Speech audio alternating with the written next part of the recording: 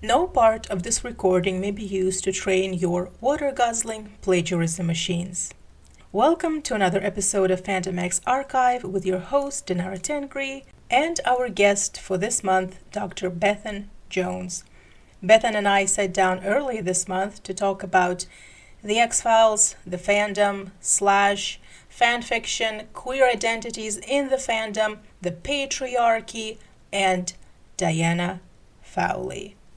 The resulting episode is an almost 2 hour long discussion that could have been two more, but then would have to break it into two episodes. Before we begin with the episode proper, a little correction. Amber Benson played Tara on Buffy the Vampire Slayer and not Dawn, as I have said in the interview. With that out of the way, let's begin.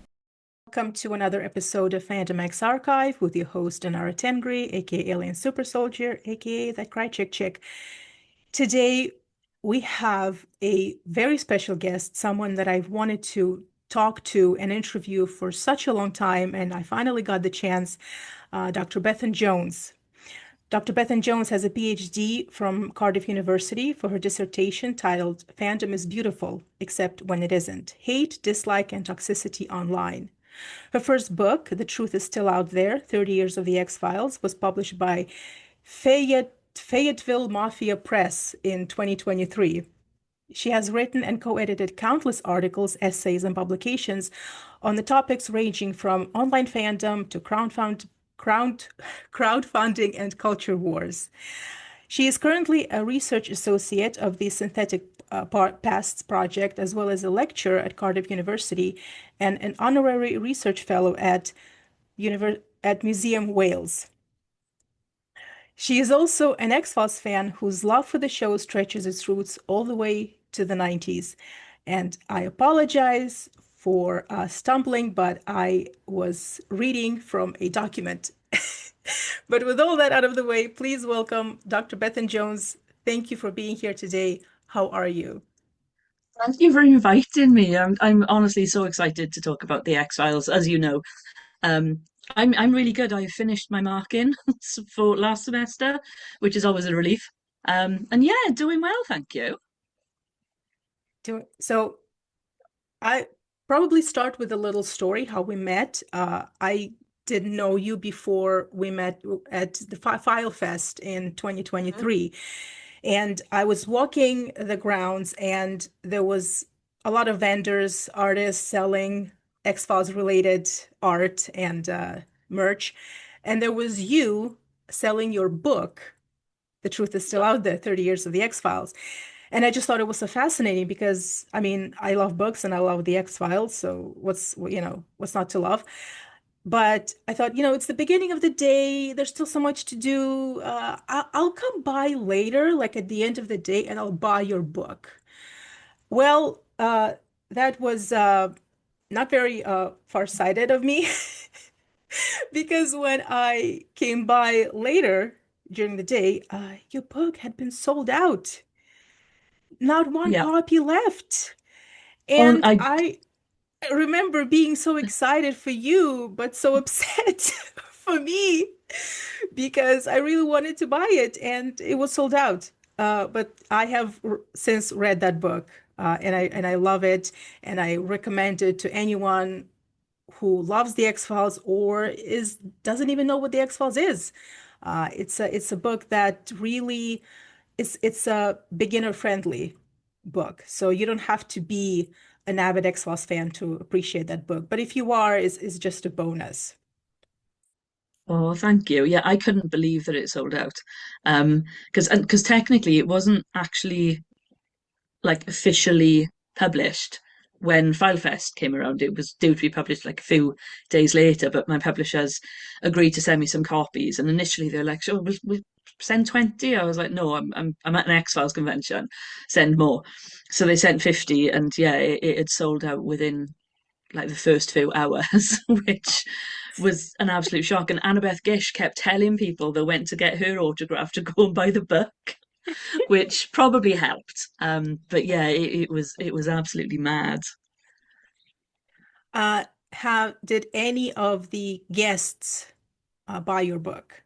You don't have to Give say me say any names. give me two Just seconds. okay, okay. I'll take you on a tour because so I've got a section. I mean, this is my office where I do a lot of my research. So I've got a load of books, and obviously I've got a lot of X-Files books, and that's where this book lived, which I Yes. couldn't find because I'd moved everything around. But it's in front of my X-Files book collection are little Lego figures of each of the characters, which were Ah, made by Waller Customs, who's doing the X-Files Ideas Lego that's going to come out later this year. yes, Um, the one that we voted for, and it's happening. yes, yes. But yeah, you asked about people if anyone signed the book. So this is my copy, which Ah, look at I got that. signed. Frank signed it, and Pat signed it, and Rob Goodwin signed it, and Mitch signed it, and Ah. Annabeth signed it, and Nick signed it, and Chris Owen signed it, and yeah, yeah, just everyone signed it, which is amazing. And Gillian Anderson is going to be at Liverpool Comic Convention this year, so I'm taking that up to get her to sign it as well. I am so happy for and also a little bit jealous of the fans who are going to Liverpool this year. I've seen the Yeah. lineup and I'm like, I want to be there. So like the FOMO is real. Yeah, yeah. It not to make the FOMO any worse, but I feel like it's going to be awesome. I mean, I bet. And I am so happy to see this revival of the X-Files in, Mm. in the convention world and in this like Yes. nerd kingdom, like all of these conventions are now inviting X-Files actors and writers because I mean they know that X-Files fans are still strong and there's a lot of us and we bring the money. And of course, Yes. they want a piece of that, which is fine by me because the show had the revival aired 10 years ago now. Yeah. Yeah, Which is crazy. crazy. I mean, the season 11 was in like it aired in 2018. That was like 100 years ago, and still the fandom is so strong. The show is so popular that they are inviting these actors Yep. to these new conventions, which I am so for it. So, X-Files book, your whole career, when I Yeah. was reading about, your career and what it is that you do, and I was thinking, I want to do what Bethan does. Of course, I do sort of my own research for this podcast, and like I read a lot of books and like academic research about the X-Files and fandom. But I lack this academic rigor. And I mean, I'm a social worker, so I have no like connection to this to the thing that you do. So Mm. I have two questions. Yep. How did you come to do what you do? How did you get on this path? And Mhm. also, is there any way that other people can, follow in your footsteps? I mean, I'll answer the second question first. Yes, I think so. And I will tell you why by answering the first question. Okay. So I mean, I've been a fan of the show since like 96, although initially I wasn't. I heard about this science fiction show that was going to appear on our screens, and I read a lot of science fiction. Like my granddad read Isaac Asimov and Arthur C. Clarke, so I read a lot of those books as well. And I was just like, oh my God, this is going to be rubbish. It's going to take the mick out of science fiction fans. I'm not going to watch it. And then my stepfather watched it and was like, you need to see it. Like you're going to love it. And I did, and I fell down the rabbit hole. Um, and I started off by writing fan fiction. So I'd post fanfic to the BBC Cult TV message boards in the early 2000s when we got the internet. Um, but there was a book that came out. It was an academic book, and I think I picked it up in a charity shop. And it's called "Denying All Knowledge: Reading the X Files" by um, three scholars who were also like really big X Files fan, and they're big names in TV studies work. Anyway, so I picked that up, and I was like, people can do this academically. People can write about television. And then I went to university, and in my final year philosophy dissertation, I wrote about reality and fiction in contemporary culture. And obviously, I used Jose Chung's From Outer Space as one of my case studies, along with The Matrix. And I'd said at that point, I want to write a book about the philosophy of the X Files. Um, and I didn't. Someone else did it first, and it's a very good book. Um, but I didn't. And then I sort of finished my degree and went out into the world of work and stuff. But I was still like writing fan fiction. I was still reading fan fiction. And when I Want to Believe was announced in 2008, I got really active on LiveJournal. So I joined loads of fanfic communities and loads of like meta communities and started writing meta about the X Files. Um, and that was before I think I started the PhD. So I was writing about Jose Chang obviously drew up like from my third year dissertation to talk about some of that. Um, Wrote about Laura Mulvey and the male gaze in relation to Rain King, because obviously, we get Mulder, I do not gaze at Scully. And it's like, well, you blatantly do, come on. So I was posting meta and kind of engaging in discussions with other fans. And X-Files fans are notoriously intelligent, so and you know that we will read stuff. We will read academic scholarship, and we'll engage in long, drawn out debates on social media platforms about different things. Um, and I really enjoyed it, and I thought, well, actually, this is really interesting. But also, I'm writing fic about Fowley, and I'm seeing people absolutely hating on her.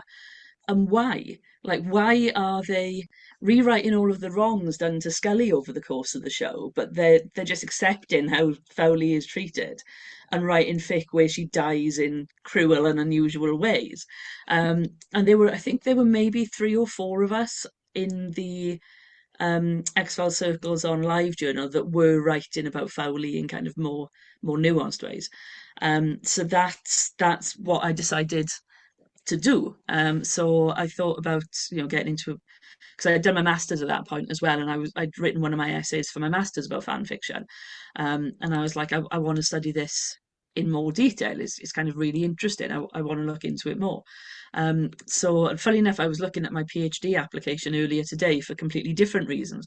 Um, but I decided to apply for a PhD specifically looking at fan fiction and applying a theorist called Stuart Hall's encoding decoding model. So it's part of reception studies that looks at the way audiences like respond to different texts, how they receive them, how they understand them, and things like that. And there's a lot of stuff written about fan fiction based on Henry Jenkins's work. And Henry Jenkins, he's the godfather of fan studies. So he wrote a book called Textual Portraits, where he talked about Star Trek fan fiction in particular, but other stuff as well. And I was like, okay, well, yeah, this is really interesting. But actually, Stuart Hall does something that's really interesting as well. So that was it. I sort of put an application together, and I've just pulled it up here. And this was going back to like 2010. So I've got my principal research interests lie in the field of fan studies and participatory culture. And my PhD examines the way in which issues of gender, as portrayed in the television show The X Files, are addressed in fan fiction. So it kind of draws on gender and fan studies, takes a reception studies approach. And I talk then, and this is my research proposal, this is the application. So I talk about being drawn to this because I've been a fan of the show since the early 90s.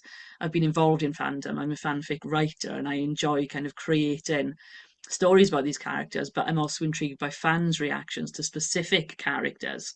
Um, and yeah, so I kind of submitted that and drew a lot on my own experience in fandom. So which is why I said yes, other people can do this, particularly because fan studies now is quite an established field. So when I first applied, it had really been going for like 1992 was the first fan studies texts really. So it was still a relatively new field while I was applying, but now fans are everywhere. Like that talking about comic conventions. Right, Comic cons are right. massive. So yeah, so other people could definitely follow in my footsteps if they were interested. But yeah, that's how I came to do it. So I did the PhD, wrote a lot while I was writing the PhD about anti-fandom, also, coming from those experiences with Diana Fowley haters, um, and kind of went from there really. So I've presented at a lot of conferences about X-Files, fan fiction, fan mixes, um, and other stuff. And it's just kind of gone from there. Like obviously now I write about a lot more, like, so it's not just the X-Files. I branch into other areas, but yeah, the X-Files like that's how I got into this career, and that's always going to be like what I keep going back to. It's the love of my life. Yeah, it's the love of your life. It's something I can absolutely relate to, and I just think it's so fascinating that it's like people like you whose work bridges this gap between uh, academia and popular culture. And instead of having, now I am probably going to, you know, make some people very angry when I say this, but rather than, it coming from this sort of stuffy academic world, it is just, these like very like old academics who are just so they have this like tunnel vision, and they don't know anything that's happening outside of their very narrow Mhm. field. And when they try to uh, examine and explore something, as like something like the X-Files or Star Trek, something that is popular, and they do it, and they're not doing a very good job because they have this like tunnel vision, and they can't extricate themselves from this like dusty, stuffy world. But instead you have people who go into academia because they're fans of Mhm. something in popular culture like the X-Files or Star Trek. And I think that this some may say, oh, it's not objective. It takes the objectivity out of it. First of all, no science is objective. Not even natural Yep. science, not even math is objective. Is if you're human, you can never be objective. And second, it doesn't have to be objective when it's something Mhm. like something like cultural studies. Uh, I think what we should value more in this area is uh, authenticity Mhm. and transparency and just honesty. And if you have people who are very passionate about a certain subject, and you know that they will try and do their best to do a very good job exploring it in an academic field. So I'm very fascinated by people like you. I used to have arguments with my supervisor about that objectivity subjectivity divide because he'd be like, "You're writing as a fan. You need to be objective." And I'm like, same as you just said, you cannot be objective. You could be objectively subjective. So I can be aware that I am a fan. So I am positioned as a fan inside that fandom. So I have got experiences that other academics might not have.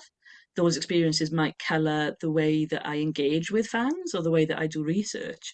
But as long as I'm considering those things and as long as I'm being transparent about it, like you said, that's fine. Like I don't you can't be objective about stuff like that, particularly when it's popular culture, like you said, and I've always tried because I've come from fandom, like I want people to read my work, so I don't want to write really, difficult language that's going to act as a barrier. And I try to do that in all of the work that I do, not just the specific fan study stuff. But I'm like, yeah, I want people to engage with this. I want people to read it and go, oh, that's really interesting. Or actually, no, I completely disagree with her, and this is why. And I think, yeah, I don't know. I think more scholarship should try to be accessible. It's one of my real bugbears. Absolutely. And I'm just thinking about all of the all of the academic works that could be very valuable for the Mhm. layman, for the regular people to read and to engage with, but it's all behind a paywall. Yeah, Uh, and yeah. when I was studying at a university, I had access to all of these essays and articles. Mhm. And even when I was like studying some like social work, I could still go and read articles about something completely different because I was interested in Yeah. it, but I had the access, and now I don't have the access anymore, and I don't want to pay the damn fee. So, Yeah, exactly. No, my advice for that is reach out to the authors. Because if hmm, someone gets in touch with me and is like, I really want to read this book chapter, but I can't afford to pay, £150 for the academic prices, I'll just send you a PDF of it. And I think a lot of academics will do that as well because we want our stuff to be read, and we don't get paid for publishing any of it, unless it's like a book. mm. Um, so it's like, yeah, if we're not earning any money. It's the publishers that are earning the money, and we want people to read it. So get in touch and be like, can I just please have a copy? First of all, thank you for this piece of advice. And second of all, that's messed up. How is that? How is that a thing? Oh, it's ridiculous. It's the entire academic publishing system. So the only money I've had money for like popular books. So I think the thick book that my essay is in, I got paid like I think it was $100 for that. Um, I got paid a small amount for co-editing a couple of collections, but that was because I was a co-editor, so I was like doing all of the admin stuff and reading everything over and commenting and blah blah blah blah. Um, but again, that's not a huge amount. I think for royalties for the crowdfunding the future book I co-edited back in 2015, I think I've made less than £100 on royalties. Um, and yeah, you don't get paid at all for journal papers. You used to get a free copy of the hard copy journal sent to you, but that doesn't happen anymore because most of them have moved to online. So you can just download a PDF of your article. Here's just another uh, just another sort of piece of evidence that writers don't write because we want money. We do it because we love to write and we love Yeah, the things that we write about. We're in it for the rush, for this adrenaline rush of, having written something and having someone read it. We don't do it for the money. So if you're thinking totally. that, you're gonna become a Stephen King millionaire by writing anything, no. Forget about Yeah. it. So about your book. Now, I said before we started recording that next time we meet, I would love to just talk about your book. Um, but just one question. Do you, how do you get permission from whom and from whom to write a book about the X-Files? Like, do you have to email Chris Carter's agent? No. So what happened with the book? The publishers, so Fayetteville Mafia Press, they've done a lot on pop culture. So they've got books on like Twin Peaks and The Wire and stuff like that. And a friend of mine who's also in X-Files fandom forwarded me a tweet that they'd posted saying they wanted to do a book for the 30th anniversary of the X-Files and to pitch them with ideas. So I dropped them a line and I was like, look, this is me. I'm an academic. This is some of the stuff I've written about the X-Files. Like I'm a fan of the show, blah, blah, blah, blah. I'd be really interested in writing a book. And I had a Zoom call with them where it was sort of like a very informal interview. They wanted to know what my ideas were, what I talk about, stuff like that. So I was like, I want to talk about like the 30 years of the show. It's an anniversary because it came out in 2023. So I was like, it's an anniversary. I don't just want to focus on the new series, although a lot less has been written about those than the earlier series. But I was like, I'm interested in conspiracies because there's so much conspiracy culture now, which really kind of gelled, particularly with the 2018 revival season. So I was like, I want to talk about that. I want to kind of cover a lot of different stuff. So I'd kind of pitched it as being in three sections talking about, and I've got to look at my copy of the book because I can't remember. So Trust No One, which is the sort of the section on politics, because obviously politics and the X-Files go hand in hand. Then I looked at section two was The Truth Is Out There, which looked at issues around kind of reality and fiction. And that drew in like fake news, some of the conspiracy stuff. And then section three was I Want to Believe, which looked at some of the stuff beyond just the screen. So gender obviously was a massive one there. I talked about fan fiction, and then I talked about kind of representations of sexuality in the 21st century. So obviously, Mulder and Scully Meet the Way Monster was one that I talked about because there is trans representation in it, but it's not very good. And I talked about the Ex Cops episode from season 7 because again, there's like LGBT representation, which is also not particularly good. Um, and then section 4 was kind of deny everything. So I brought it back to like the golden age of television, things like the comic books, the kind of transmedia elements of the show, and then obviously the fandom. And they liked that approach. So they sent me a contract and I got on with it.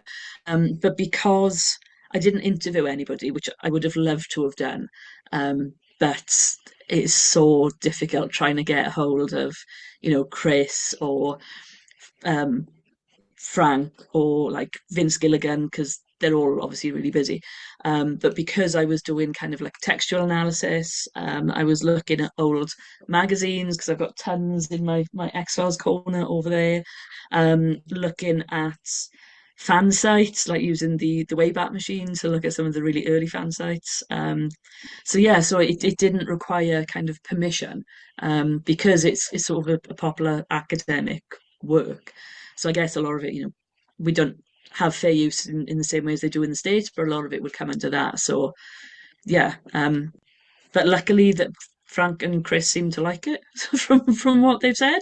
So I'm not overly concerned about not having asked permission to do it. Um, yeah, thank you for this, because I'm sure that I am not the only one out there, not the only fan out there who is also, considered uh, ideas of writing a book about the X-Files. Of course, there is a huge, huge leap between just thinking about it and doing it, let alone getting it published. But yeah, I'm sorry. I'm looking at your room and the light in your, I think it's like your closet. Oh, is it? Uh, Yeah, yeah, the light, the way it the light it so intersects, it makes it look like an X, like X, from the yeah. X. What that wasn't intentional. It's because I'm up in the attic, so I've got a sloping ceiling. So there's a Uh, straight light, and then the ceiling slopes. But yeah, actually, that yeah, until you yeah, said that, I had noticed. it just adds to the atmosphere. It does. Uh, so okay, like I said before, I'm going to read a lot from my Google Doc, and that is because a lot of the questions I have for you come from your essay in this book. The book is called Why Fan Fiction is Taking Over the World by Anne Jameson. And it's this very thick book written, and there's like chapters written by different authors about different history of fan fiction, different aspects of fan fiction. And there is one chapter that is written by Amber Benson, who is Dawn on Buffy the Vampire Slayer, which I think is amazing. But your chapter is the one that we're going to talk about today, and it's Mulder and Scully versus the G Woman and the Foul One. And I came across, first of all, I bought this book for when I was doing research for my podcast. I did an episode about queer ships. So Nice. a year ago, a little more than a year ago, there was this drama on Twitter when some X-Files fans were being very homophobic and saying like, no, Mhm. you cannot say that Mulder is gay or Scully is bi, like, ah. And that made me so mad. And my podcast is about the history of the fandom, and I didn't want to do like a reaction content, but I thought that it's important that I just, give my 2 cents on the subject and put a stop to this whole nonsense. And so the episode I made was called Queer Ships and the Right to Slash Your Favorite Characters. And it's where I just debunk most of the claims that like you cannot don't say gay in fandom. Yeah. And that's where I bought when I bought this book, because in this chapter, you not only are you advocating for Diana Fowley, Mhm. but you are writing about fan fiction slash fiction about Fowley and Scully. Yep. And I just thought it was such a fascinating pairing and subject. I didn't know that this pairing even existed, and I have been in the fandom for a long time. But that's because, I have my own slash pairing that I can't get enough of. So, uh, but and I read it, and there was so much. I just love this perspective that you have, that this fan fiction, these fanfic authors, they don't just like sanctify Scully, like, oh, she is the best character on the show, and any character that hurts her must die. Uh, and, just automatically vilify Fowley just for being there.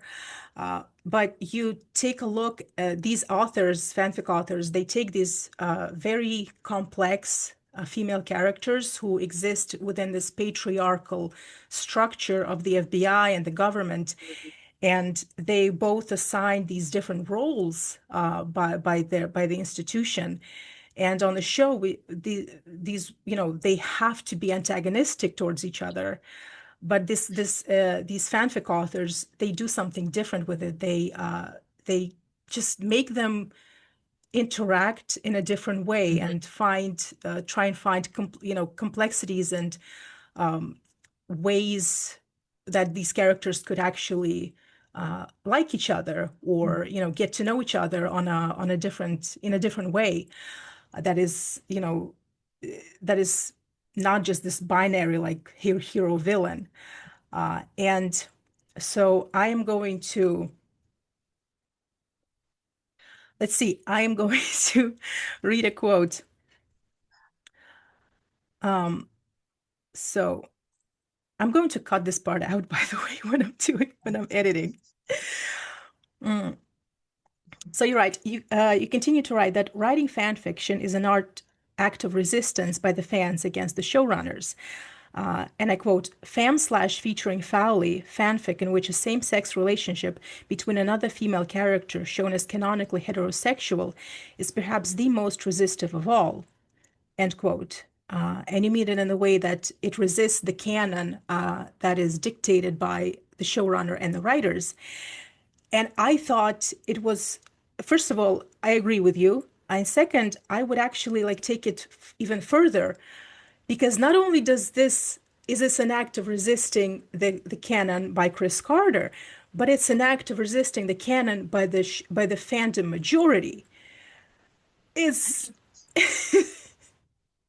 Yeah. It's that's the thing. That's what I really like about Scully Fowley Femme Slash in particular, because like fans are dedicated. We know that X-Files fans and shippers in particular are very dedicated, and it probably helps that I was never a shipper. I've always been a no Romo, so I don't have that same kind of oh my God, Scully and Meldon, but they're destined for each other. So Fowley coming in being, this love interest is we need to kill her. I've never had that, and that is, kind of a bit reductive of me to say, but you know what I mean. So I kind of really like the fact that you've got this small, and it is a small number of fans, but this small number of fans kind of setting up the battlements and being no, we see these as two complex female characters, and actually we disagree with the rest of the fandom. We don't hate Fowley. We think she's been chronically underused and badly treated, and we are going to fix that. Um, because yeah, the amount of hate you'd get even as a fic writer writing Scully and Fowley was crazy because fans are so dedicated to the ship. So it is. So I think there's multiple levels of resistance going on there. Like you said, not just against the canon, from Mulder and Scully is supposed to be together, but about like against the fans that want Mulder and Scully to be together, but also about that kind of broader culture of the FBI or law enforcement. It's there's two female characters that have always been looked down upon, I think, by quite a lot of their male colleagues and superiors. So to have that, they're finding an oasis with each other to kind of go out and battle that. And I think that extends beyond the fiction. It extends beyond the television screen into real life because we all know the statistics about how women are treated in the workplace and stuff like that, particularly in a very patriarchal institution like the FBI or the police force. Um, so yeah, and you can see that resistance in responses to fanfic with Scully and Fowley together. Um, so yeah, no, I think I really like it. I really like it. Well, and I am also I'm not an MSR shipper, and I've always tried to sort of rebel against this dominance of MSR Mm, in the fan discourse. And in my experience, it seems like it's I don't know if it's more dominant now than it was before. mm, Obviously, Mulder and Scully did get together by the end of the show, so like MSR won, but it still doesn't mean that we have to stop experimenting and stop asking questions, because these are characters that they're so well written and so complex, mm, and the world that they inhabit is so complex that these characters, they're not stagnant. They don't feel like, yeah. you've written a character and that's it. They're stagnant. They're sort of growing and changing with us. They're growing and changing as we Mhm, individual fans are growing, and also as the society changes.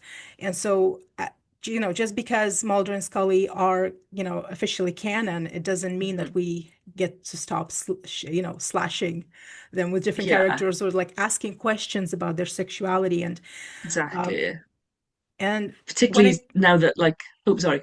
No, I no, was go ahead. thinking like paratextually, like Gillian has, talked fairly recently about her own bisexual experiences. So I think maybe that also can play into the idea that, yeah, okay, well, Scully could be bi.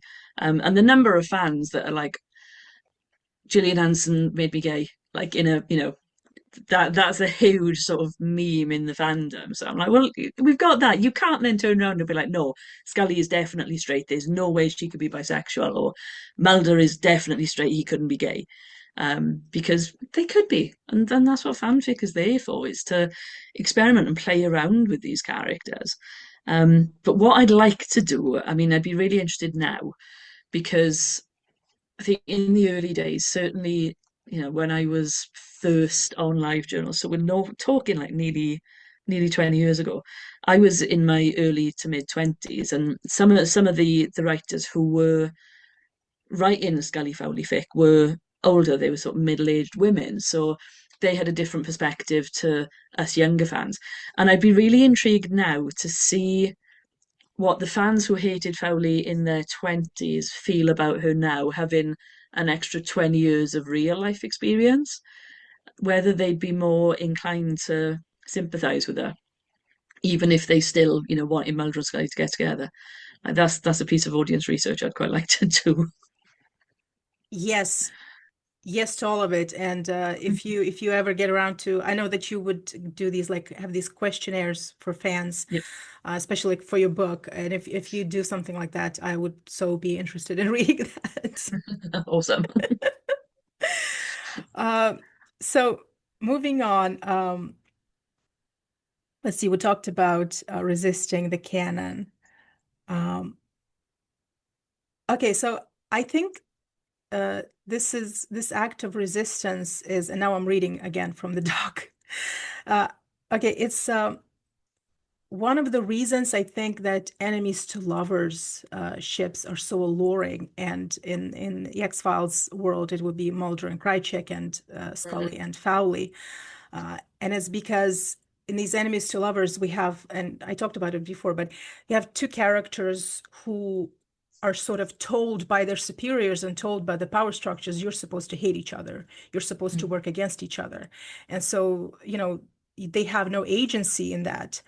And so when fans instead take them from the canon, and they let these characters rebel against their superiors, rebel against Cancer Man, or the FBI in general, and let these characters fall in love or create their own destiny.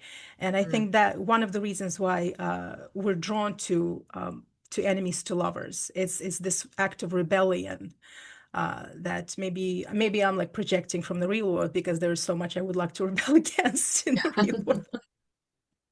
Yeah, no, I hear you on that one. Yeah, no, I think it makes sense because, like, thinking about Scully and Fowley in particular, we we know Fowley has an agenda that's set by Cancerman and the Syndicate, but why does she go along with it? Like, that's never explained in the show. And it's one of the things that I've always found really interesting is why would she go along with that? What have they got over her? What power do they hold that mean she is actively trying to, undermine Mulder and the X-Files and stuff? And Scully obviously is going to push back against that because she, loves Mulder platonically, romantically, whatever you kind of wherever side of that debate you fall. I'm like, well, what if? And that's one of the things I love about fanfic. You can answer that what if. What if Scully found out that Cancer Man was holding something over Fowley, like I'm gonna make something up. She was I don't know, fostered out, she was put into care and she was in a really abusive family and she turned to prostitution to make it out of poverty and get into the FBI. So Cancer Man is now holding that over her. Like, what if Scully found that out? Like that would surely change Scully's opinion and attitude towards Fowley because we know Scully is an empathetic character. We know she's got a strong sense of right and wrong. So then, what if Scully and Fowley started working together to undermine the syndicate? And it's stuff like that. I'm like that. That is what's really interesting. It's this rebellion, and it comes back a little bit as well. I think to that element of resistance. Like fans then rebel against what the creators are telling us. And sometimes that works really well because as much as we all love Chris, there were some things that weren't as good and some things that got confused in the timeline as the seasons went on. Um, so we can rebel against that as fans. We know these characters and we can kind of help them rebel against the narrative structures that they're bound by, but we can also rebel against those narrative structures as fans. Does that make sense?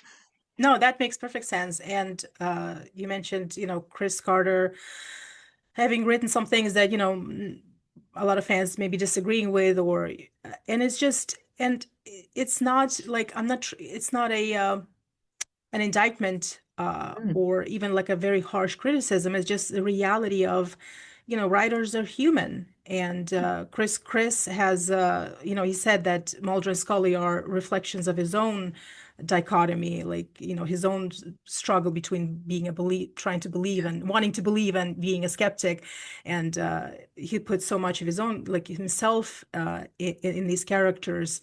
And he's human, and there are so many writers on that show who are also human, are also bringing their own perspectives and their own biases and their own, their own flaws and blind mm, spots.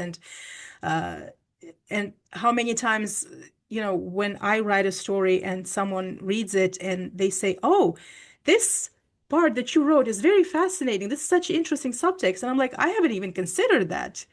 It's like, yeah. so I think it's only human for writers to, err in some ways or falter in some Mm, ways, and for fans to respectfully, without, right, sending any death wishes, yeah. to comment on that and try to maybe, rectify that in their own text in fan fiction. Yeah. Yeah. So yeah, definitely Mm. makes sense what you said. I think, I mean, I know we focused in on Scully and Foley, but I think you get that with that sense of what if with like Scully and Samantha Mulder Femme Slash. Mm. What if Mulder was the one that was taken and Samantha's the one that's left to find out what happened to him? What would happen if Samantha was the FBI's most unwanted down in the basement, and we get this UST, this unresolved sexual tension between Samantha and Dana Scully. Like there's that what if going on, which is Right. there's so many things that you can do to play around with the characters. So that might, it might not work with the sort of the gender flip of Mulder being the the believer and the kind of the more empathetic, emotional one. But you would then just have two female characters in the FBI in the 90s in a very patriarchal environment where one of them believes that her brother's been abducted by aliens. So you've got this kind of stereotypical, oh, feminine, emotional weirdo against the female scientist, rational person. So so there's so many things that fanfic lets us do. Um, not just in a sense of rebelling against the narrative structures or resisting the canon, but letting us explore and consider other things, which I think is great. And I think it would be really boring if we could only take what was in the canon as gospel and not play around with it. It's like, the argument that Mulder can't be gay. It's like, why not? Yeah, And what harm does it do if he is gay? I mean, he's a fictional character at the end of the day. He's not real. exactly. He's not real. Like, take a chill pill, people. I think I'm going thinking about that video of Mark Hamill at a convention, and he was talking about how some fans were asking him, "Is Luke Skywalker gay?"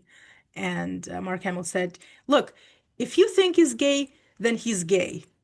Yep. Like, and that's it." And I Yeah. think it would be very boring not to just, be content and just take as gospel what the text says, but also to just completely obey what the majority of the fandom just, Mhm. holds on to. Like Mulder and Scully are supposed to be together. Diana Fowley is the literal devil.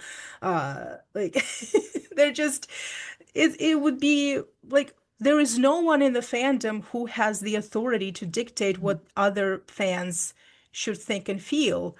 That's literally a dictatorship, and the fandom, that's not what the fandom is supposed to be about. And there are some, fan spaces where I would not be comfortable Mhm. saying these things and, these theories that Mulder could be gay with Krychek and Scully could be gay with Fowley.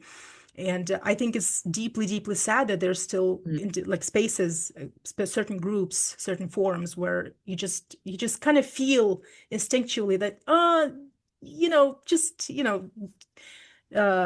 don't ask, don't tell, Yeah. and so I think it's sad.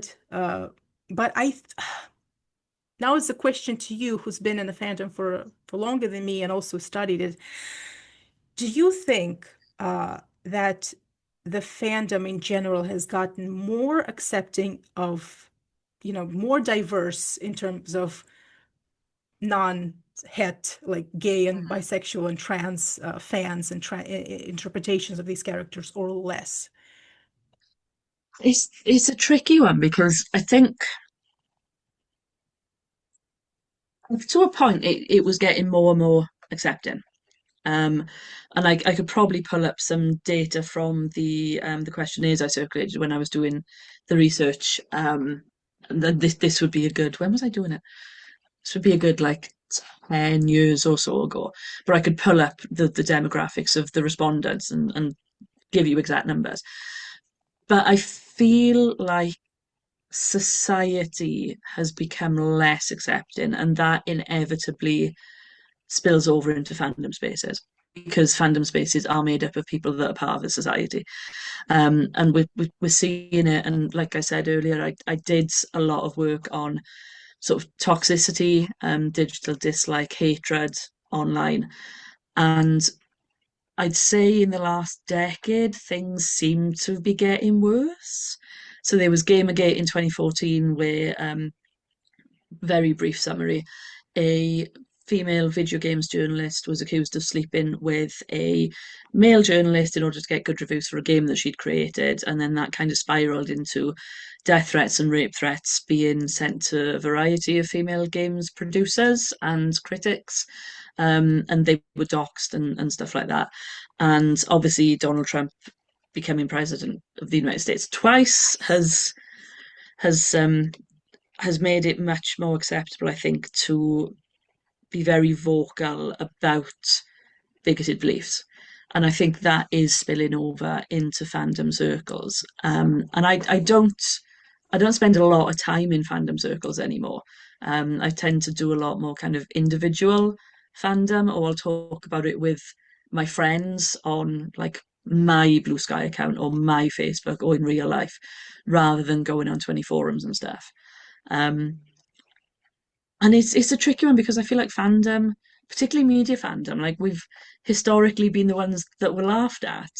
It was the Star Trek fans, and there was that William Shatner Saturday Night Live sketch where he tells a room full of Star Trek fans to, go and get a life, get out of your parents' basements, kind of thing.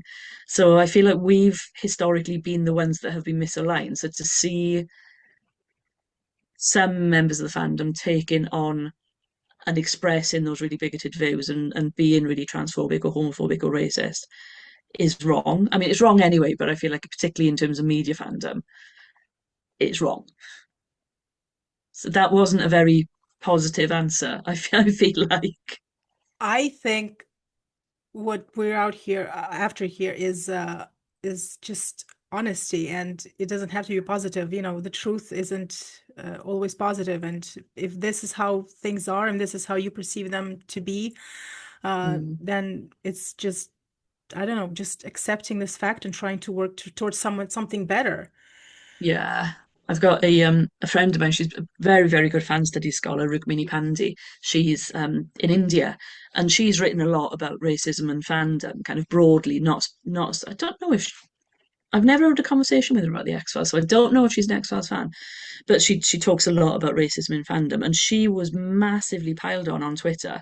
There was discourse about antis in fandom more generally, and she'd kind of engaged with that and was thinking about, okay, the way that we talk about anti fans in scholarship was quite different to the way that fans were talking about antis in fandom discourse.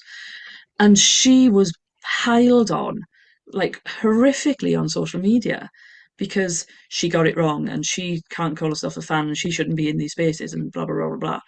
It's like, no, no, everyone should be allowed in fandom spaces. You might disagree with people, but that doesn't mean you resort to death threats or pylons or racism. And it does feel like it is getting that way more generally. Like I said, I can't speak specifically to the X-Files fandom just because I'm not really in those spaces anymore. Me neither. Yeah. Yeah.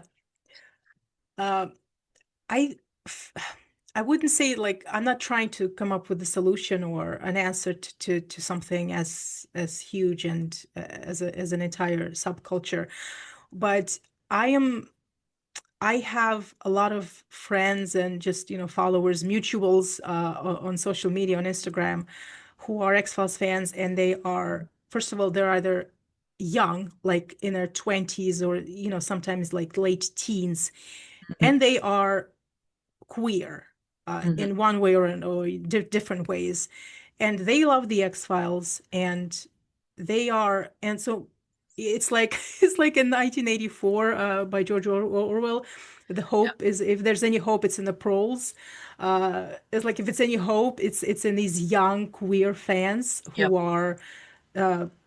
who love the show, but and they are, because they have this different perspective, they take this show and they take these characters, and then they, put them through an entire different prism, and they come with like perspectives on these characters that I haven't even considered, and maybe some older fans haven't considered, some straight fans haven't considered. And it makes me hopeful, and I want this fandom. I mean, this podcast is about the OG fans, but I want this fandom to be accepting of this young blood, these young Mhm. fans who come with these fresh takes on the characters. Uh, so my hope is there. Yeah. I hope so. And I've just pulled up my one of the questionnaires, and so I asked because I asked demographic information. So I asked about your sexuality. So I had this one I love. Um, so someone said 90% straight, but aren't we all just a little bit pan or bi? And I love that. I had asexual, aromantic, bisexual, demisexual. See what else I can find. gay, heteroflexible, still working out if I'm bi or gay, pansexual, polysexual, queer, lots of queer, questioning but not straight. Someone said so hard to choose with a winky face. Straight but totally gay for Scully. Obviously, I think a lot of people would agree with that. And I kind of had very few comments. Like there was one who said like no labels, please. Um, which okay, there may be reasons for that. But it is nice to see that range of sexuality, but also gender identities as well, because I also asked about gender identity. So I had several people that said I'm non-binary, gender fluid, I'm gender queer. I kind of present as a woman because it's convenient, but actually I don't care. So I think we are. I think, and this is probably going to directly contradict what I just said, but there are a lot more, and I think you're right, it does relate to age quite a lot of the time, but there are a lot more queer people in fandoms.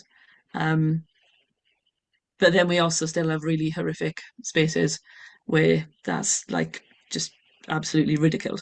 But yeah, I mean, I hope we get more acceptance. I hope we get more people coming through that are LGBTQ plus and doing really interesting things with the characters and being really vocal and proud about it because that's awesome. Like we need more of that.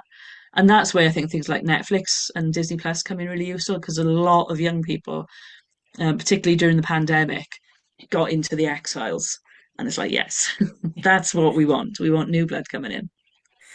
As much as I criticize streaming and streaming platforms and the model of streaming, and I can talk for hours about that, you cannot deny the service it has done to but Hmm. introducing younger fans to like shows like The X-Files, Buffy, and other cult shows that are no longer on TV. And not everyone has I don't know, do people even have stations anymore? But it has certainly streaming is not cheap, but it has certainly No. democratized and made accessible Mm. this old media to a younger Yeah. generation of fans. Massively. I spoke at a media studies student conference a couple of weeks ago. So it was A-level media study students. They're like 16 to 18. And I introduced myself as a fan. I was like, this is what I do, and I'm talking about this, but I'm an X-Files fan. And I had someone come up to me afterwards, they're like, oh, I've just started watching the X-Files. I was like, amazing. She's like, what fan fiction do you write? I was like, well, I'm not going to give you my name, but it's the same handle I use on all of my social media platforms. So if you search that in Exiles, you will see what I write. And I was just like, I love the fact that there are younger people coming through and not only watching the show, but wanting to read fic and then hopefully write Yeah. fic. It's lovely. Although it makes me feel old. I've encountered these like takes by, and this was also years ago, someone young, and this not this fandom, but like someone in some anime fandom or something. Oh, old people shouldn't be writing fan fiction. Like, what are you, 40 and you still write fan fiction? And the responses to those takes were like, sit down, child. You write fan fiction. You are allowed to write fan fiction thanks to us because we were there who started it, and we were derided for it and ridiculed for it. And it wasn't until like later, like maybe recent years, that fan fiction has, well, I wouldn't say lost its stigma, but it's definitely been in a way just destigmatized and has been more Yeah. acceptable in the mainstream, even though some people will still use fan fiction as a slur. Yeah. But like, no, if you're 15 or 20 and you write fan fiction, you should be thanking us. You should not be saying that we're not allowed to write fan fiction. Yeah. Yeah. There was a thing that was going around Tumblr a while back that was like young fans asking, why are people writing things like I don't own these characters? And it's like, oh, sweet summer child, you don't know the history of the cease and desist letters that spanned fandom.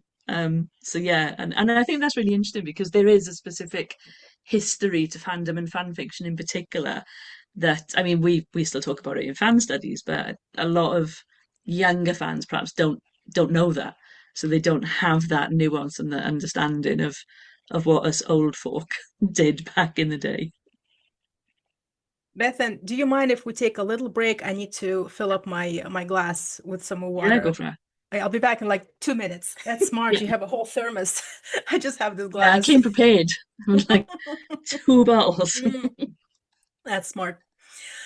Um, so about fan fiction, I have the the sort of prevailing view of fan fiction in the mainstream is that fan fiction is a good training for becoming a real author. That you write fan fiction, you don't have to come up with a world. You have these characters that have been established, and then you get to sort of learn how to write and be an author. But then you grow up and you graduate from fan fiction and you write real real literature.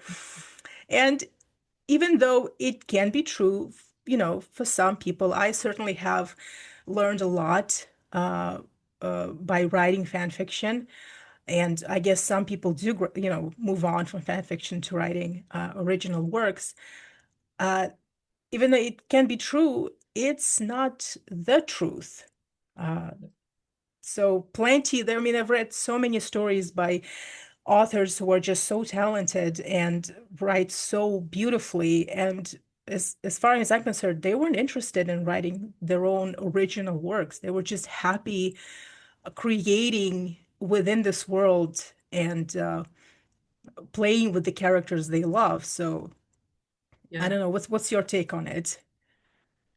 I agree, and I've got some thoughts. So there's a really good book by an academic called Sheena Pugh, called Fan Fiction, the Democratic Genre.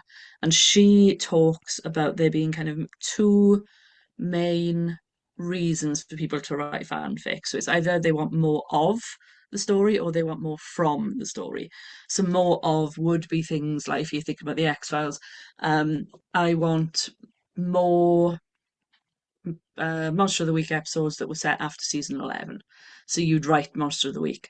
Or I want more of the, I don't know, backstory to the syndicate or stuff like that. So it would be kind of writing in line with canon. So you're creating more story set in that universe. More from is where things like slash would come into it.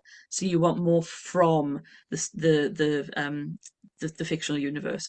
So you're getting involved in like maybe character motivations and like backstories and alternate universe fic and stuff like that. And I really like that positioning. I like Sheena Pugh's argument in that. Um, and what I find really interesting is there's more academic scholarship now that's looking not in fan studies necessarily, but that's looking at fan fiction as a pedagogical tool. So yes, it can help you to learn how to write, and this is how fan fiction could be used in an English literature, English language class, for example, to get your students thinking about structure, narrative, blah blah blah blah. But I feel like it's a more accepting view of fanfic, but it's still couched within a neoliberal context. It's like this is a good thing because you can then graduate and make money. It's like you're not you're not doing it because you love it. What purpose does love have in a neoliberal society? It doesn't. You need to go out there and make money. So there is this idea, and I think you're right, that fanfic is being dismissed less, but that's because it's being used as a way to tell people they can make money by being a writer, which we've already established is very, very unlikely. And yeah, I don't know. I just feel like it's yeah, it's this neoliberalist idea of taking the things that you love and making money out of it. And I feel like that's not the purpose of fic in the first place. And obviously there's, the famous examples, 50 Shades of Grey being, starting life. I have read that so many times because I've written about it. But obviously that started life as Twilight fan fiction and then it was pulled to publish. And same happened with the One Direction fic that was published on Wattpad, that was pulled and then published as original work. Um, but even still, that's vanishingly rare. And I know so many really, really talented writers that just they haven't got any interest in publishing their own work. Or if they have, it's in a completely different genre or a completely different style. Like I write original fiction, but it's flash fiction. It's stories that are like 250 words long, set in the Welsh valleys where I live. Completely different to writing stories about Mulder and Scully. So yeah, there's more acceptance, but I think it's still within a very specific context. Yes, yes to all of that. I mean, we can have a whole discussion about this whole hustle culture, monetize your hobbies. I tried Mhm. and I crashed and I burned. I had my own company and I lost money on that company trying to monetize my hobby. And I thought, and I said, you know Yeah, what? No, I'm not going to do that anymore. And so we can have the conversation about that also. And it's also spills into the, late stage capitalism and gig economy and how now having a stable income isn't enough. And so you have to monetize every aspect of your life.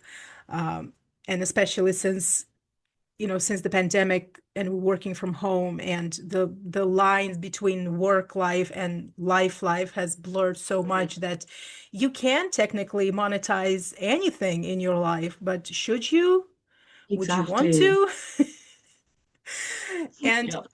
also, I just hate this sort of dogma that art has to serve a purpose. And fan fiction, like fan fiction is art. So, oh, fan fiction has to serve a purpose in order to be legitimate, in order to, Yeah. to justify its existence, it has to have a purpose. Art doesn't have to have a purpose. It just is. It's the only art's only purpose is to make the artist happy, is to help us express our feelings and connect with other people. If art has a purpose, it's that. Everything Mhm. else is secondary. Whether like you're making money off of it or not, it's not its purpose. Yeah, I completely agree with that. And which also brings me, I also wanted to bring up 50 Shades of Grey. I think I think it just gives fan fiction and fan fiction authors bad rep. That, the only, I mean, it's not the only fanfic that made it into, became published as a real book. There were some other like romance books in the same genre, but it's just giving us such bad rep that the most famous fan fiction to make it out into the real literature is something like 50 Shades of Grey, and it's just like it's not doing it's doing such a disservice to fan fiction authors everywhere. Like there's so many stories that I read that are better than most legitimate books I've read. Mhm. uh, but they're just fan fiction, and most people won't read them. Yeah, which yeah, that and that really annoys me as well. And like I said, I've written about 50 Shades of Grey because obviously I've written about 50 Shades of Grey. Um, but the number of people that were like, of all the pieces of fan fiction to be pulled to publish, why was it this one? And there were so many people from within fan communities going, this is shit. There's much better fic out there. Like, why did they choose this one? Like, even in Twilight fandom, there is much better fan fiction.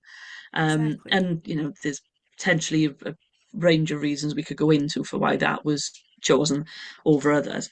Um, but yeah, and it does, it was like, oh, it's mummy porn, and it just kind of consolidated that idea that female fan fiction writers are sex-starved maniacs that are lusting over fictional characters. It's like, well, no, we're not. But even if we were, so what?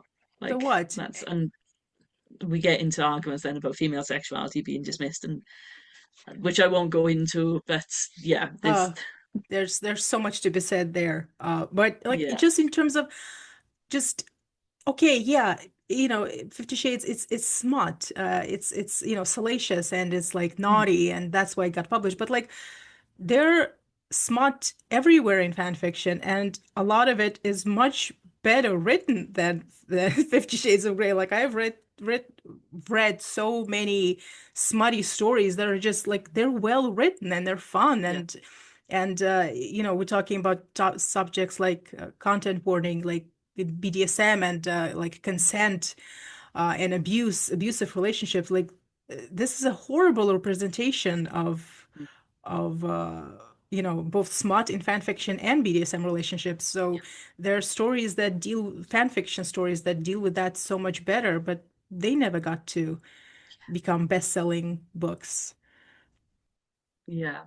But then Yeah, I wonder also if there's a question of ethics around it because, and I wrote a journal article about this, because fan fiction quite often is a communal practice. So you might post chapter one and then you'll get comments from readers, or you might write a draft and then send it to your beta reader and they'll make comments on it. So it's not writing in the same way that maybe Stephen King would go and write a novel. So you then when you pull that to publish it, it's not only your work that you're using, you're kind of exploiting the labor of other fans who have given you that labor for free because they enjoyed your work. So I wonder whether there's a question there about not just the quality of the work, but the morality of the writer and whether they feel it's ethical to, take that and be like, right, I'm going to publish this and I'm going to make the money off it, even though I had so many comments and stuff off other readers. um, which I think is an interesting debate that certainly I think in mainstream discourse got completely sidelined because it was just porn for women that right. started life as vampire fan fiction. There is definitely, I mean, it's definitely a question of solidarity between fans and you know, within the fandom. And yes, and Mhm. uh, I know that the author of the X-Files Perry Hilligan book, the one that got Mhm. great reviews and is sort of a sequel to season 11. I haven't read it, but the author is a fanfic author. She used to write fan fiction, and I think it's great that a fanfic author got a chance to write like a real canonical book for the X-Files. But I would all but you know, it wasn't work of fan fiction. She wrote a book as a Mhm. book. Yeah, As a fanfic author, I would have, you know, qualms about releasing something I wrote that was a fan fiction, you know, originally, and just, you know, completely like flipping off all the fans who did give me feedback and who did read it, who got to read it for free. And then, you know, I'm pulling it off all the platforms and I'm Mhm. publishing it. So there is definitely a conversation to be had about solidarity Yeah, because, you know, we're all broke here. yeah, We're all with, like hundreds and thousands of words written for nothing just because we love doing it. exactly. Yeah. Uh, there's one last thing in my doc that I mean it's not one last thing, but you also write in this essay that one reason Slash is appealing as a genre is that an equal relationship between a man and a woman is not possible in the patriarchal society, and Slash between men enables writers to examine relationships between characters as equals. End quote. And you also question whether Scully and Fowley are equals within the hierarchy of the FBI and if a relationship between them can be truly equal. So three points. First of all, this the first point that you make that a relationship between a man and a woman can never be equal in a patriarchal society is a very depressing notion. I am thinking about that scene in the book The Handmaid's Tale Mm, when the main character she talks about flashes back to you know, before Gilead, and she's talks about how when they first sort of the first thing that they did to strip women of their rights, I don't remember what it was, but like they couldn't have credit cards or have bank accounts or yeah, something bank like that. accounts. Yeah, and her husband says, and like she's panicking, and her husband says, "That's okay. I'll still take care of you." Mm, And that was sort of that was such a crushing moment for her, because she realized that in that instant they were no longer equals. She said, like, we are no longer each other's, I am yeah, his. And it's a depressing notion that, so much of, you can a man and a woman can love each other and be in a loving relationship, but so much of their relationship is dependent on politics and yeah. laws, and if something changes outside, how Hmm. it can affect the dynamic inside the Yeah, house. yeah, Uh, so totally. I mean, even thinking like in the contemporary moment, there's still gender pay gaps.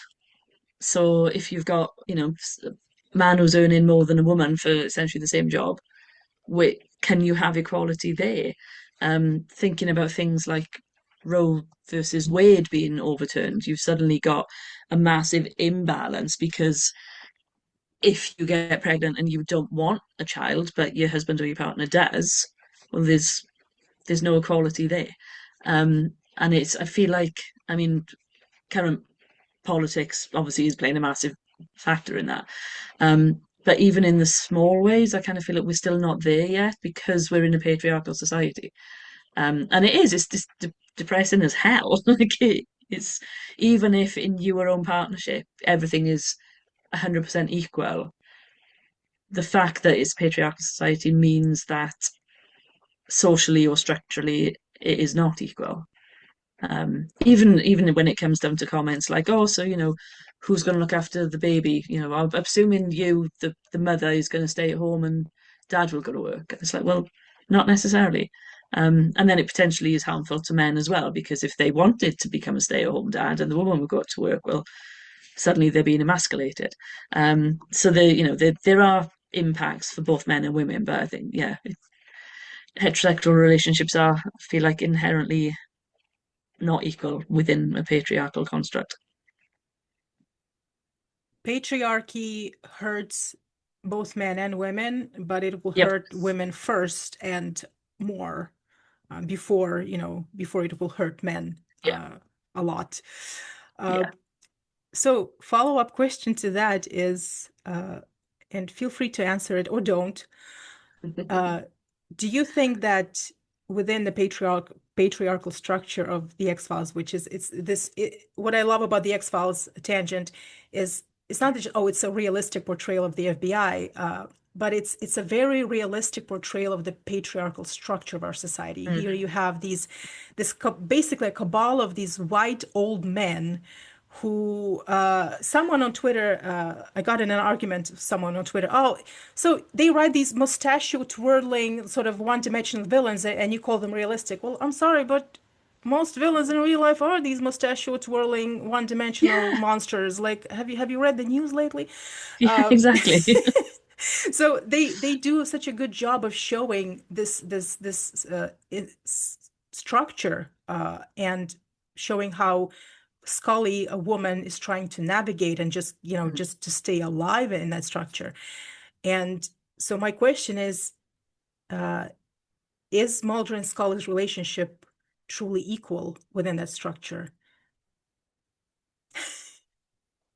It kind of pains me to say it, but I don't think it is. I mean, there's obviously when Chris was writing them, he kind of switched those gender stereotypes. So Scully is rational and she's the scientist, and Mulder is the more emotional one. He's the believer, and he gets ridiculed as a result of that. He's got the nickname Spooky Mulder, although I don't know if it was Samantha Mulder rather than Fox Mulder. I don't think the nickname would be spooky. I think it would be something much worse and specifically gendered. Um, so I think the fact that Mulder, he's still recognized as having um, his kind of intelligence and abilities are recognized, even though he is spooky and his methods might be unusual. If the roles were reversed and it was, Scully doing that, or like I said, Samantha Mulder, I think it would, yeah, they would be ridiculed far, far more than Mulder is. Um, and I think I'm going to go on a slight tangent. Um, We love but tangents here on this podcast. but there's a really nice. Oh, I want to say it's in. I'm going to butcher the episode title. Uh, Schizogyny in season three. Uh, I'm just going to double check X Files. Where the yeah, no, it's not. It's not that one. Which one am I thinking of? It's not Schizogyny. Oh my goodness, it's the one where there's that weird like eclipse stars alignment thing happening, and young Ryan Reynolds was in it. You're right. Oh Um, God, what's oh, the what the hell title? is it? It's a Ryan Reynolds. I'm going to find it now. That's yeah. going to I know really, it's a popular yeah, episode. Syzygy.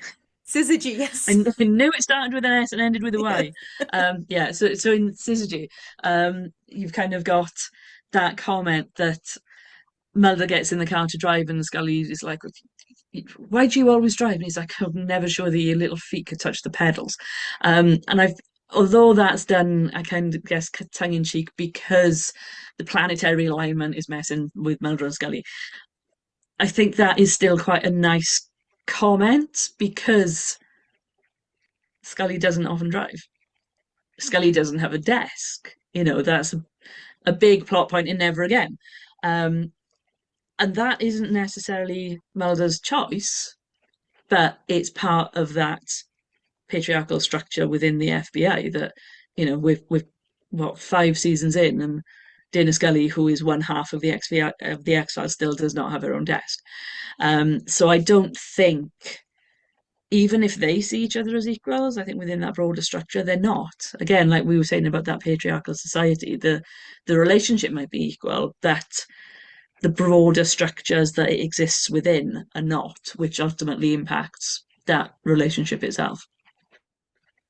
Yeah, and I guess it would be a devastating perspective for, for any fan of the show because we love these characters and we want them to be equal Yeah, and we want Mulder to be an ally to woman cause and but maybe yeah, especially for shippers because they ship them.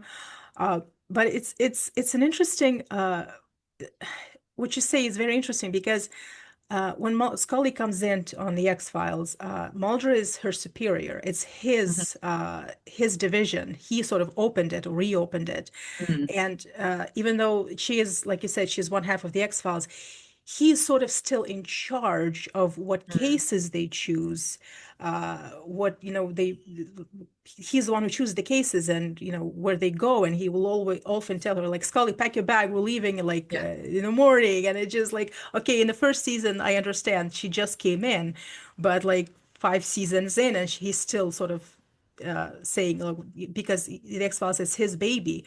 And I guess we can dissect it through just character lens, like it's a character mhm, flaw. Like Mulder he's so like, focused on his yeah, quest that it's not just because, he's a man and he dismisses her because she's a woman, or it's just that mm, it's his baby, it's his quest, and he really wants to like solve this case. And so everything else yeah, takes a back seat. And so he doesn't consider Scully's feelings because of that. But it's also because he is allowed to do that within the mhm, structure. And what's interesting is how this changes in season 8 when Doggett comes in. And Doggett is much more this sort of stereotypical macho man. Uh, yeah, but Scully is now the Mulder. She is now in charge of the X-Files. She is the one who's choosing all the case files, and he's the new Scully. And you can see both.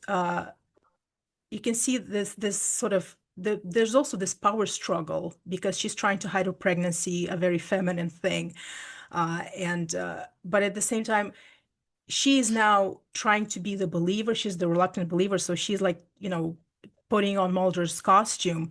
And you can see in the cases that they have that they go into this sheriff's office and the sheriff immediately dismisses Scully because she's a woman and because she comes up with these crazy theories.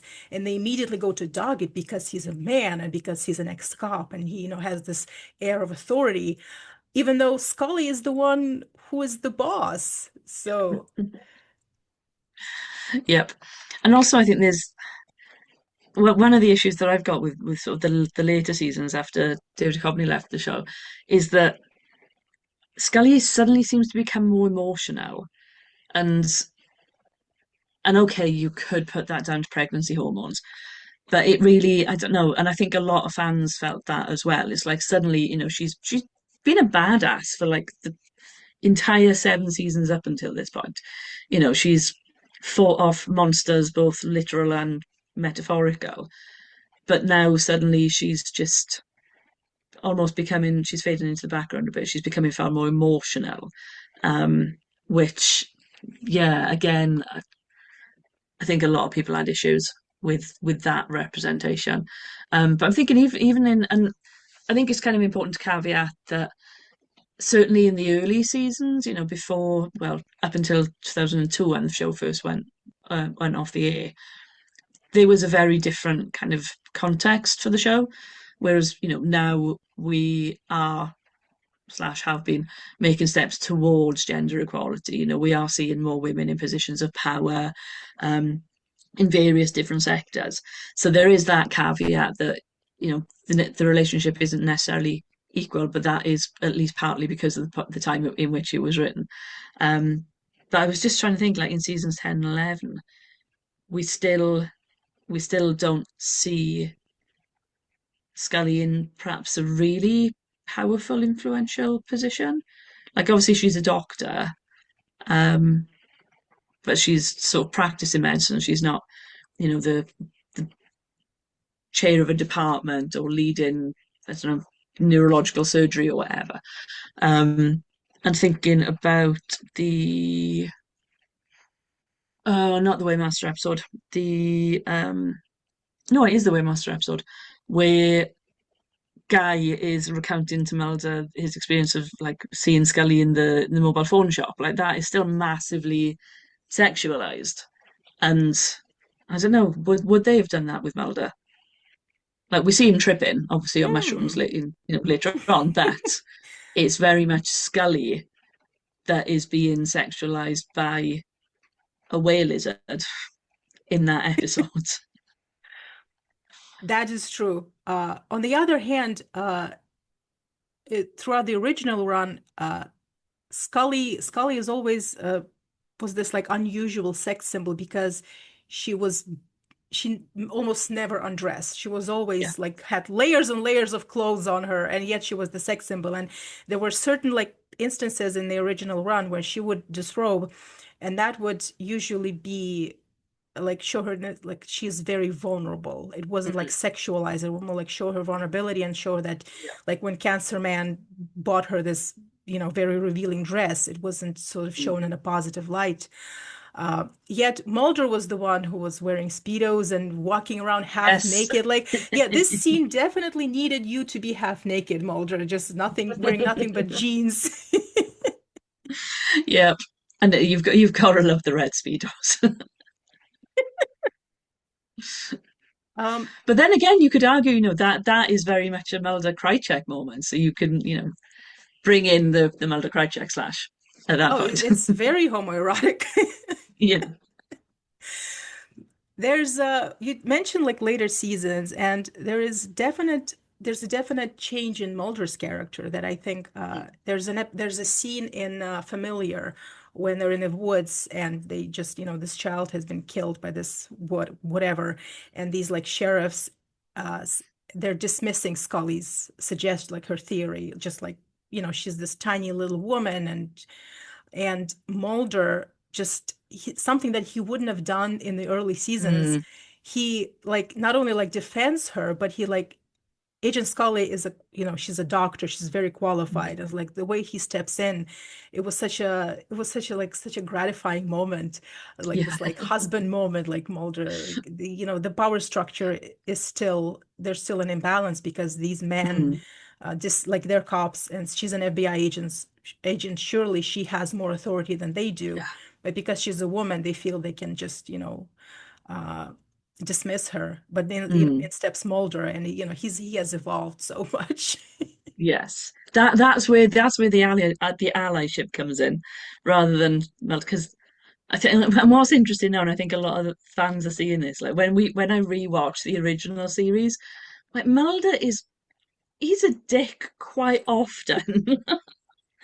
Whereas, yeah, like you said, early season Mulder would not have stepped in at that point. So maybe he's matured, maybe he's grown up a bit and is now, being an ally rather than just running off to chase aliens and leaving Scully to deal with the cops. I mean, it's such a great sort of it's such a so satisfying to see his progression when in the pilot he says to Scully, nothing else matters to me. I need to find the truth. And nothing is so like he can put himself in danger, he can put Scully in danger, he can put the whole world in danger just Mhm. to get to the truth. And you see him gradually like even in season two in the episode that got me hooked on the X-Files, me and my brother, uh, Colony and Endgame, the Oh, two-parter nice. in Yeah. Colony and Endgame, he chooses Scully over who he believes is Samantha. So Mm, you see that even that progression, that his priorities shift from being this like it's a very I mean, of course he wants to find his sister, but it's still a very like sort of selfish yeah. want. It's his passion, but then he progresses and he chooses Mm, someone else, like becoming selfless. So it's I love to see that also. yeah. Um, One last point. I said one last point before, but this is something that I thought a lot about. You write also in this essay. Let's see if I can find. Yes, so you write that fanfic authors were eager to fix the instances where Scully was made a damsel in distress on the show. Hmm. And like I can absolutely see that. However, my experience with MSR fanfiction is kind of the opposite of that, in that a Hmm. lot of MSR fanfic that I read seemed to completely miss the point of Scully as a character, as this strong female character, and especially her relationship with Mulder. And so they would write them back into these traditional gender roles that Mulder and Scully never really belonged to. Mm, And it was just so infuriating. Like you have this amazing, strong character as Scully who does not fit into these like boxes set to us by literature and by movies in the patriarchy. And you take this gift of this character and you take a gift of this interesting, complex relationship between a man and a woman who that doesn't fit into this like rom-com drama sort of soap opera Nicholas Sparks novel. And what you do is like you can play with it. You can just stretch this envelope and you can put it on like inverse it even more. But what you do is you write them back into these stereotypes. And so often I've read stories where Scully's this like sexually repressed damsel who needs Mulder to help her climax or whatever, or like save her, and she's like has no agency. And I'm thinking, okay, so when Chris Carter strips Scully of her agency, we send him death threats, but when fans do it, that's okay. yep. And it was just like so. It's one of the reasons why I stopped reading. Like MS, I Mm, mean, MSR is just not really for me. But one of the reasons I yeah. just stopped reading it altogether is because Scully was not Scully in those Mm, stories. She was just a damsel. And I'm thinking, is it because those writers are just, they're just not good? Or is it because these gender roles and these stereotypes have been ingrained so much in our psyche, in our collective psyche, that even when we're given a character like Scully and a relationship like Mulder and Scully, we still cannot think outside of that box, that mm. we still revert to these stereotypes. So I don't know, what do you think? That's a really good question. Um, I mean, I think maybe I was just really lucky because I was reading and writing fic on LiveJournal, so I wasn't reading stuff on like Gossamer, which is obviously like one of, if not the biggest X-Files fanfic archive.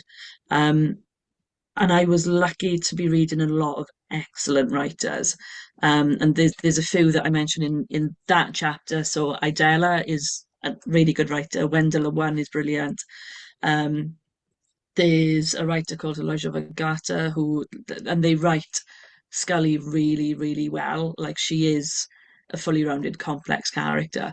Um, but like you said, these sort of stereotypical gender roles are ingrained in the culture. Like if you think about fairy tales, and like Rapunzel lets down her hair and meets the prince, and it's like, well, surely she could have cut off her hair and somehow fashioned a rope and tied it to the bed and got out of the tower on her own without needing to have the prince come and rescue her. So there is a lot of deeply ingrained, particularly narrative structures about this is how relationships work, and it may be that those are so ingrained that we just follow them. It may be that it's easier to do, because Scully and Mulder, but Scully she's not an easy character to write, I think.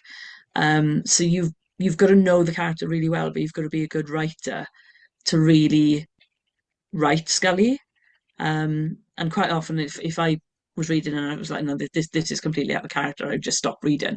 Um, so that might be an element of it as well. I think the X-Files is potentially one of the more difficult fandoms to write for because it's so complex. It's not necessarily like writing for, Friends or something that's lighter and easier.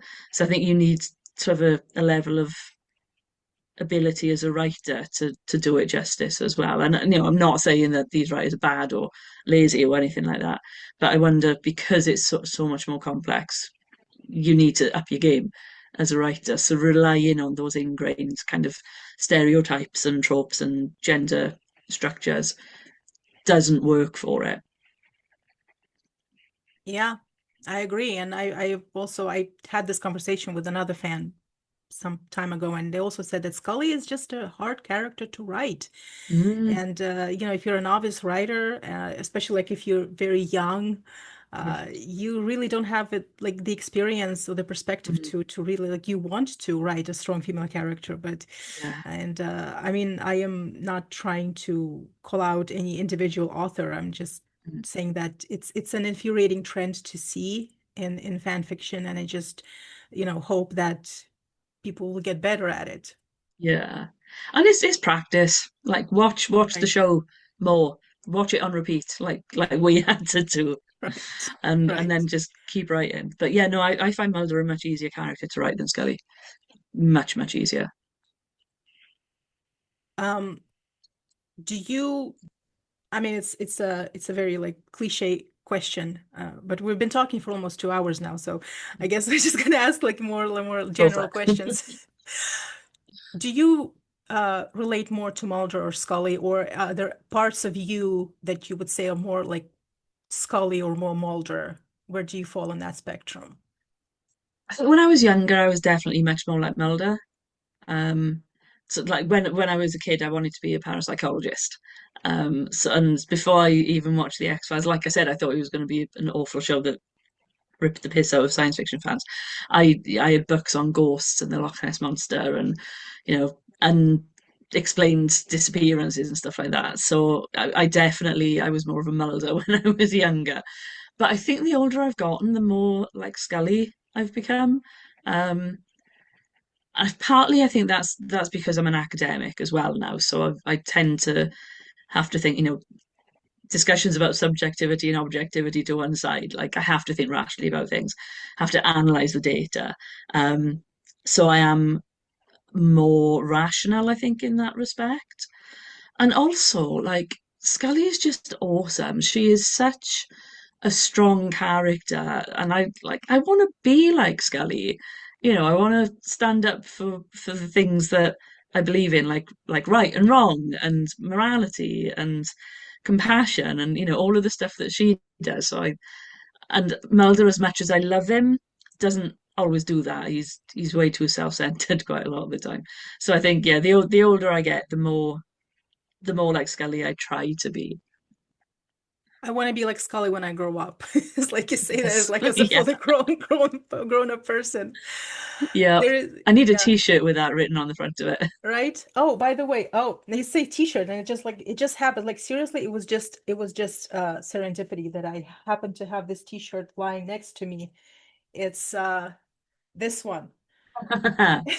And it Nice. was it was a gift from another fan. Her name is Vida Carlino, and she gave it to me after File Fest, I saw her Awesome. at File Fest and she was wearing the same like identical t-shirt, and I said, "Oh my God, I love your t-shirt." And she was like had this like full Scully cosplay with like the wig, and I said, "I love your t-shirt." And I said that I ordered one actually online, but they sent the wrong size and like it was just tiny. And later, and the next day I meet her at the airport as I'm about to board my plane, and she's like there at the airport. She says, "I have something for you." And she pulls out this t-shirt. Oh, that's so sweet.